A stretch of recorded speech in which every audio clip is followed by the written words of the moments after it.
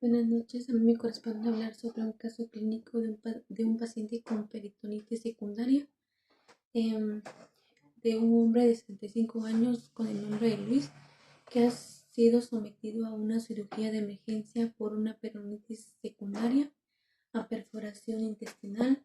La cirugía ha dejado al intestino incapaz de procesar alimentos adecuadamente, lo que justifica el uso de nutrición parenteral total.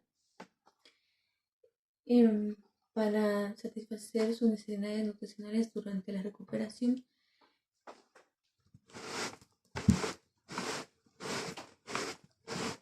Acá tenemos los datos del paciente con la edad de 65 años, motivo de hospitalización por peritonitis por perforación intestinal, intervención por cirugía de emergencia, estado nutricional, pérdida de peso significativas en las semanas durante la hospitalización, nutrición por NPT a través del catéter venoso central en la vena subclavia, antecedentes médicos sin enfermedades crónicas relevantes.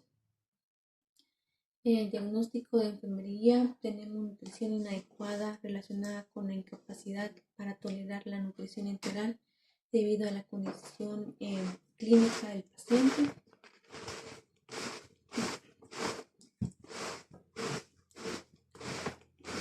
Como ya lo había mencionado, el paciente presenta peritonitis secundaria,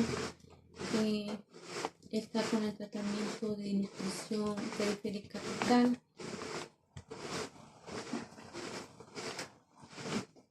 A través de un catéter venoso central. Como personal de enfermería debemos considerar ciertos parámetros para el paciente, para su buena salud, y en esta podemos tener consideraciones para el manejo de la nutrición parenteral total, como la evaluación nutricional, evaluar el estado nutricional de Luis al ingreso y monitorear su proceso. Esto incluye medir parámetros como peso, niveles de proteínas séricas, como la albumina, y la evaluación clínica general del paciente. También tenemos la composición de la nutrición parenteral total.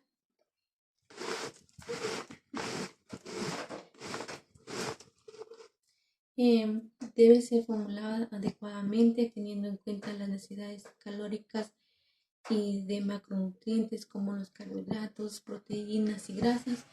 En los carbohidratos podemos tener el dextrosa. Comúnmente se utiliza el dextrosa al 10 al 20% en la solución en nutrición parenteral total, dependiendo de las necesidades calóricas del paciente.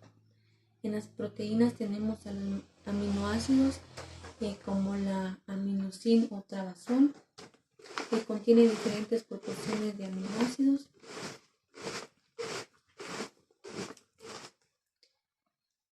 También debemos monitorear los electrolitos.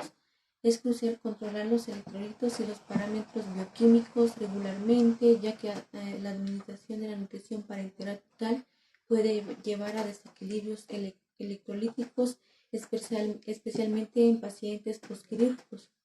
En esto podemos tener los electrolíticos, la glucosa, la función renal, la función hepática, la gasometría arterial. También debemos, como personal de enfermería, debemos monitorear regularmente los signos vitales para detectar complicaciones relacionadas con la alimentación periférica total, así como la temperatura, la frecuencia cardíaca, la presión arterial, la frecuencia respiratoria y la saturación de oxígeno.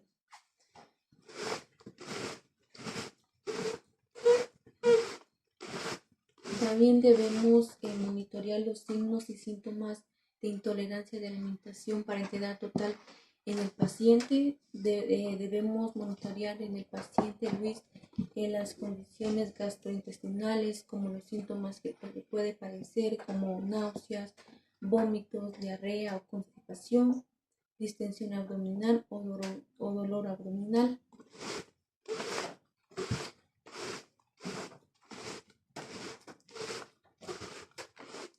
También debemos considerar las funciones metabólicas como la hiperglucemia o la hipoglucemia, alteraciones electrolíticas como por ejemplo los niveles de potasio, sodio y fósforo,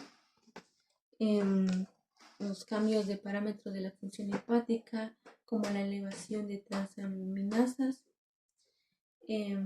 los inmunológicos, signos de infección como fiebre, aumento de leucocitos, reacciones alérgicas pues en el paciente, si presenta erupciones cutáneas o prurito, pues ya se le da el seguimiento a esos signos y síntomas del paciente. También debemos considerar prevención de complicaciones en el paciente. Monitorear el sitio de catéter para prevenir infecciones y trombosis. La asepsia es fundamental en el manejo del catéter venoso central. Estar atento a complicaciones asociadas con la nutrición parenteral total, como en la sobrecarga de líquidos, hiperglucemia y alteraciones en la función hepática.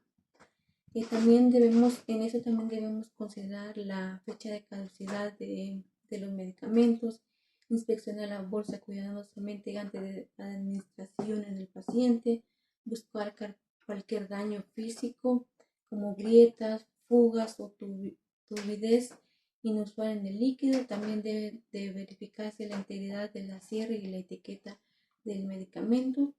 También debemos comprobar la fecha de caducidad impresa en la bolsa, no administrar el producto si la fecha ha expirado. La fecha de caducidad es crítica para asegurar la potencia y seguridad del producto. También debemos asegurarnos de que la alimentación se almacene en condiciones adecuadas, generalmente en refrigeración de 2 a 8 centígrados Celsius y en un lugar limpio y seco. También debemos tener el manejo del catéter venoso central, comúnmente en la curación del paciente, como lavado de manos con antiséptico, solución alcohólica, utilizar material estéril, desinfectar el punto de incisión con clorexidina alcohólica al 2%, colocar apósito estéril transparente semipermeable para mantener el punto de incisión visible, curar de 7 días y siempre que sea preciso, revisar por turno la presencia de signos de infección. También debemos tener en cuenta las intervenciones para ajustar la administración de nutrientes en pacientes con alto riesgo como el paciente Luis.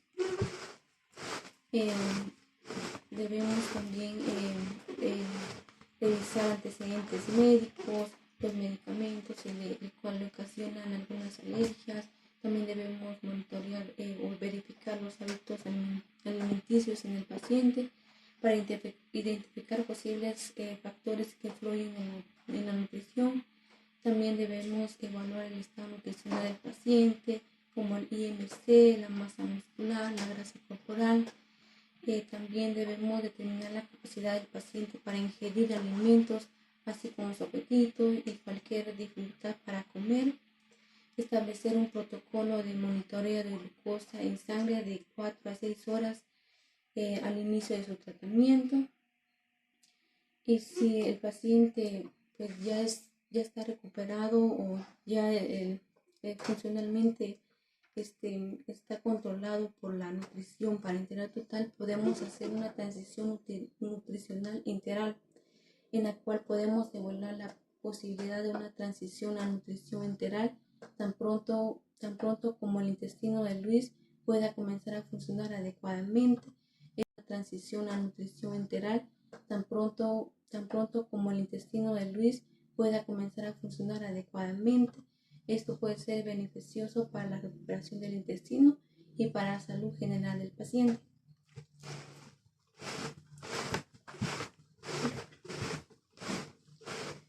¿Cómo explicar a Luis y a su familia la importancia de los cuidados del del catéter venoso central y de la nutrición parenteral para que puedan colaborar activamente en la prevención de infecciones y otras complicaciones. Explicar pues el propósito del catéter venoso central y la nutrición parenteral,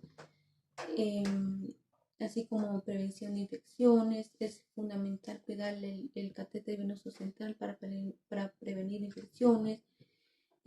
Manipulación cuidadosamente. Es importante evitar tocar el catéter o el apósito a menos que sea necesario.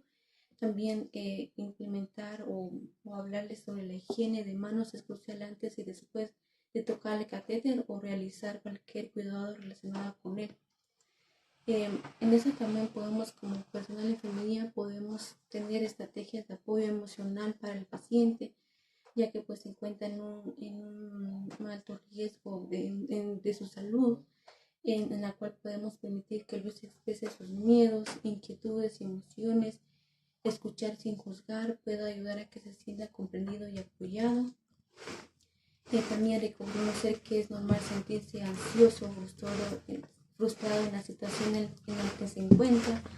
Permitir que el paciente Luis participe en decisiones relacionadas con su cuidado, como preferencia de horarios o actividades, puede manejar su sentido de control. También podemos facilitar actividades que le interesen, como leer, escuchar música o ver películas. Puede distraerlos y mejorar su estado de ánimo en la condición pues, en la que se encuentra, en la enfermedad que padece.